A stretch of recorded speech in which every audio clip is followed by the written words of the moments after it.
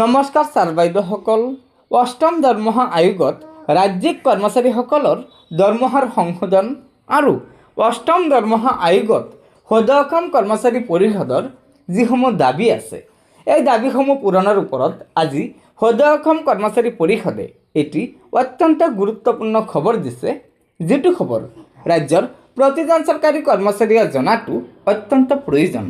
হয়, এয়া চাওক, সদৌ অসম কৰ্মচাৰী পৰিষদে এই বিবৃতিৰ জৰিয়তে জনাইছে যে বৰ্ধিত কাৰ্যনিৰ্বাহক সভা প্ৰিয় সতীৰ্থ অভিনন্দন গ্ৰহণ কৰিব।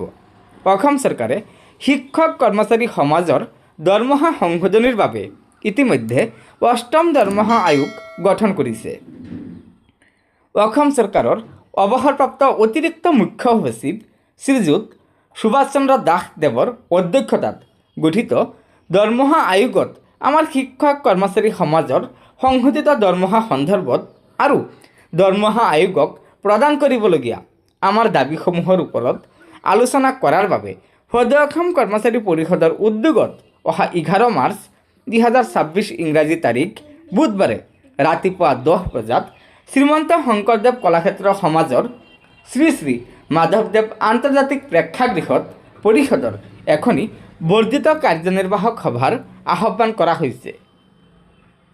উক্ত সভাত সদৌ অসম কৰ্মচাৰী পৰিষদৰ সমূহ বিষয়ববীয়া কাৰ্যনিৰ্বাহক সদস্যাৰ লগতে সদৌ অসম কৰ্মচাৰী পৰিষদৰ অন্তৰ্গত প্ৰতিখন জিলা কৰ্মচাৰী পৰিষদৰ সন্মানীয় সভাপতি, সাধাৰণ সম্পাদক আৰু প্ৰতিটো সংস্থা সংঘ সন্থাৰ সন্মানীয় সভাপতি, সাধাৰণ সম্পাদকসকলৰ নিশ্চিত উপস্থিতি শ্ৰদ্ধাৰে কামনা কৰিলোঁ।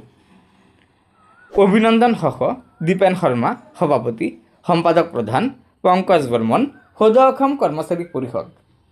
হয় ছাৰ বাইদেউসকল, ইতিমধ্যে অসম চৰকাৰে ৰাজ্যিক কৰ্মচাৰীসকলৰ দৰমহাৰ সংশোধনীৰ বাবে অষ্টম অসম দৰমহা আয়োগ গঠন কৰি দিছে আৰু এই অষ্টম অসম দৰমহা আয়োগত কৰ্মচাৰী পৰিষদৰ কি পৰামৰ্শৱলী আছে, এই পৰামৰ্শৱলী আগবঢ়োৱাৰ বাবে আহ্বান জনাইছে অসম চৰকাৰে।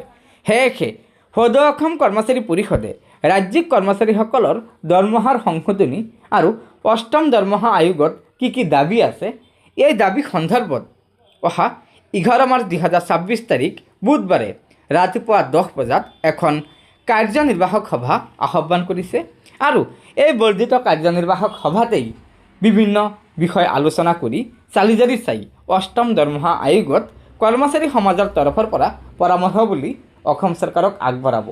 গতিকে ছাৰ বাইদেউসকল, এয়া নিশ্চয় ৰাজ্যিক কৰ্মচাৰীসকলৰ বাবে এটি অত্যন্ত গুৰুত্বপূৰ্ণ খবৰ হয়। সেয়েহে লগৰ বন্ধুবৰ্গক ভিডিঅ'টো শ্বেয়াৰ কৰি আজিৰ এই গুৰুত্বপূৰ্ণ খবৰটো জনাই দিব আৰু নতুনকৈ অহা ছাৰ বাইদেউসকলে অনুগ্ৰহ কৰি আমাৰ এই চেনেলটো ছাবস্ক্ৰাইব কৰি ল'ব। ধন্যবাদ। জয় আই অসম।